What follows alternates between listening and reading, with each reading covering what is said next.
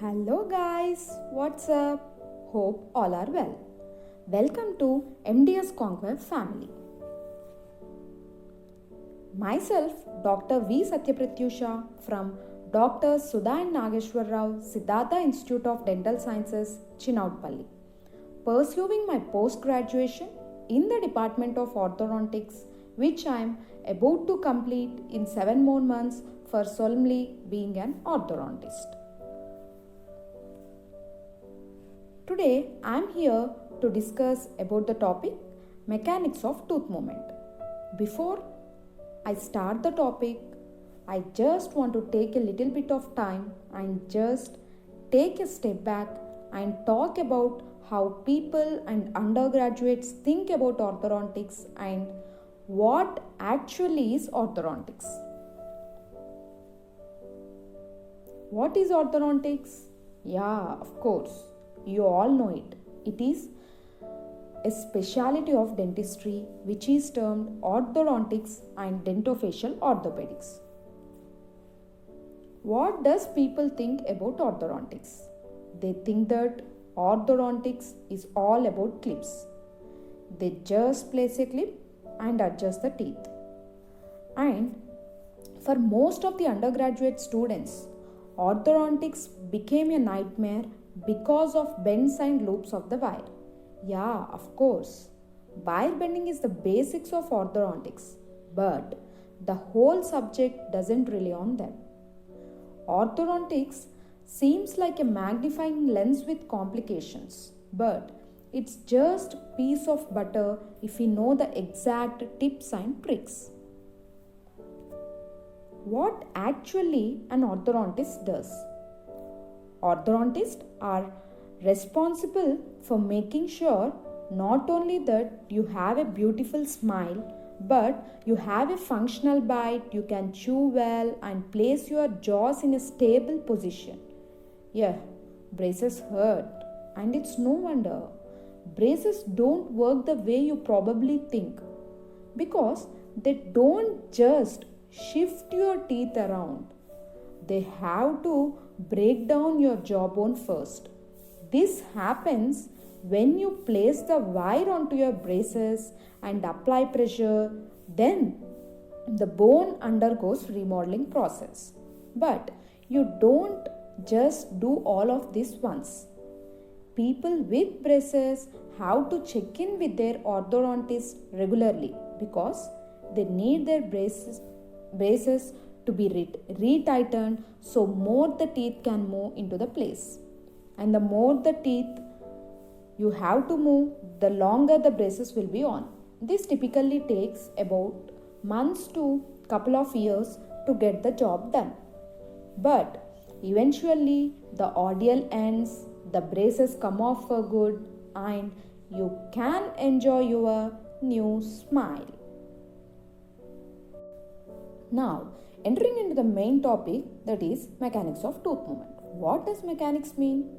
It is defined as that branch of engineering science that describes the effect of force on a body. A clear understanding of theories of mechanics has potential application in three areas: precise application of forces, better understanding of clinical and histological response, and improving design of orthodontic appliance. So, by proper application of biomechanical principles to orthodontic mechanotherapy brings about increase in treatment efficiency and decrease in treatment time. So coming to the basic definitions, you people know about the force very well and you are also applying the force in your daily routine. I just want to revise it again. It can be defined as act upon a body that changes or tends to change the state of rest or of uniform motion of that body. Force is equal to mass into acceleration. Units are newtons. So, force being a vector, it has definite magnitude, specific direction and a point of application. In a clinical practice, force may be either a push or a pull force. Coming to its examples, push force. rapid maxillary expansion and distalization of molars by springs, and further pull force, closure of midline diastema and space closure following extraction. Multiple forces can be combined to form a resultant force by vector addition. The resultant force is determined by law of parallelogram of vectors by connecting the vectors head of tail while maintaining the length and direction of line of action. Similarly, a given force can be resolved into two components. Now dealing with center of mass or center of gravity. Coming to center of mass, each body has a point on its mass which behaves as if the whole mass is concentrated at that single point. And coming to center of gravity, the same is called the center of gravity in an environment where gravity is present. Center of resistance. It can be defined as that point on the tooth when a single force is passed through it would bring about its translation along line of action of the force. For the single rooted tooth, present between 1/3 to half of the root apical to alveolar crust, and for the multi-rooted tooth 1 to 2 mm apical to percussion area, and for the anterior segment between lateral and canine, and for whole maxillary dentition between two premolars. So what are the factors that change the position of center of resistance of the tooth, which includes root length and alveolar bone height? Here are the examples. Basically, we have seen center of resistance is present between 1/3 to half of the root apical to alveolar crust in the normal alveolar bone. But when there is a bone loss, the center of resistance moves apically. And if the root becomes shorter, in this case, if there is a root resorption, as the root resorbs, but the alveolar height is maintained the same, and as the alveolar bone height is maintained same, it is higher than that of normal. So in this case, the center of resistance moves coronally. So what's the difference between center of mass and center of resistance?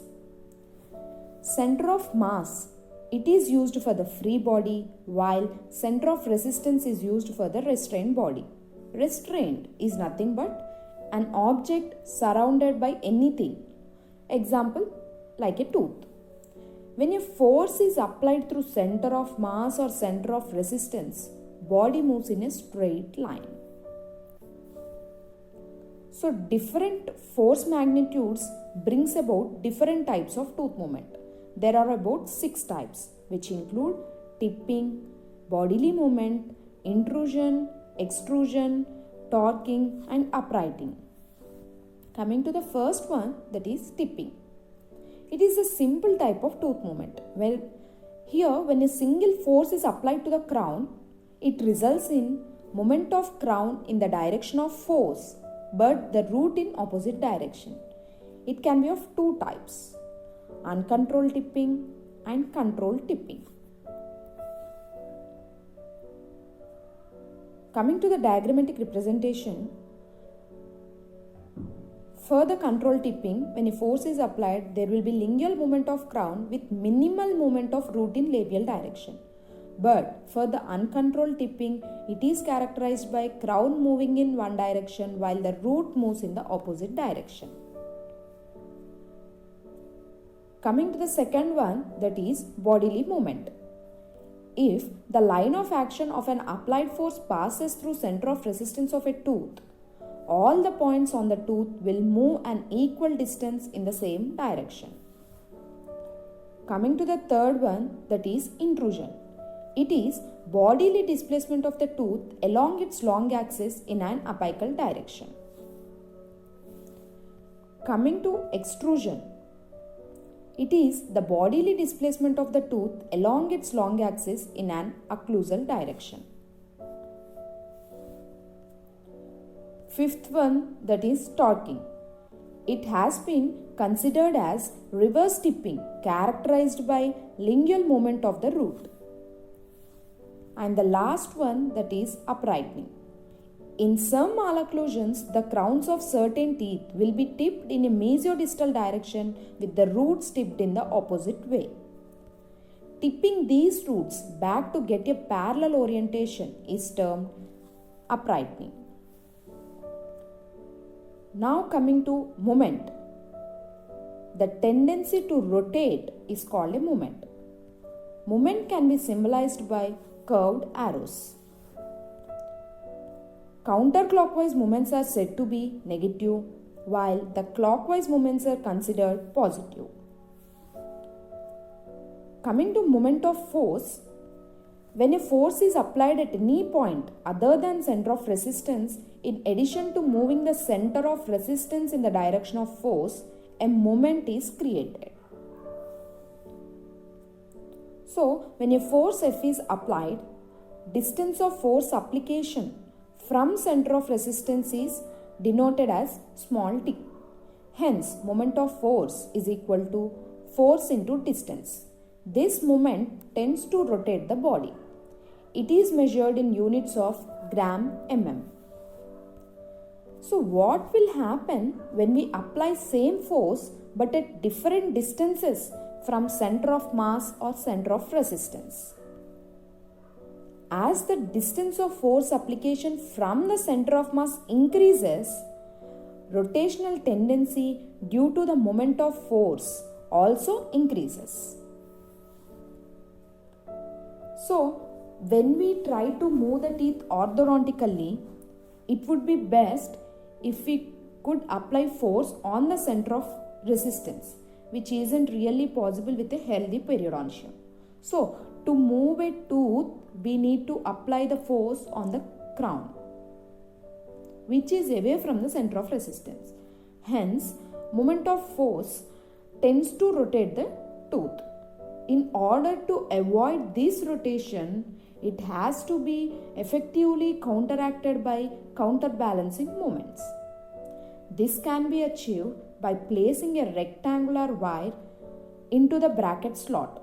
So, when we place it, as the tooth is rotated, there will be a 2-point contact. These 2 points are the two forces which are equal in magnitude, opposite direction and are non-collinear. In this way, moment of couple is generated in the opposite direction to that of moment of force, leading to effective translation of the tooth. What's the difference between moment of force and moment of couple? Coming to moment of force, it is the force multiplied by the perpendicular distance of force of application from center of resistance. But for moment of couple, it is the magnitude of one of forces multiplied by perpendicular distance between them. I repeat, for the moment of force and the couple, the main difference is the distance for distance. So, for the moment of force, the distance is from application of force to center of resistance, while for the moment of couple, it is the perpendicular distance between those two forces. Coming to moment of force ratios and control of root position. Control of root position during movement is done by both force as well as couple. Force will help to move the tooth in a desired direction, while the couple, it helps to produce necessary counterbalancing moment. The simplest way to determine how a tooth will move is the ratio between counterbalancing moment generated by couple denoted as M, while the moment created when a force is applied to the crown denoted as F, which is nothing but moment by force ratios, that is M by F ratios.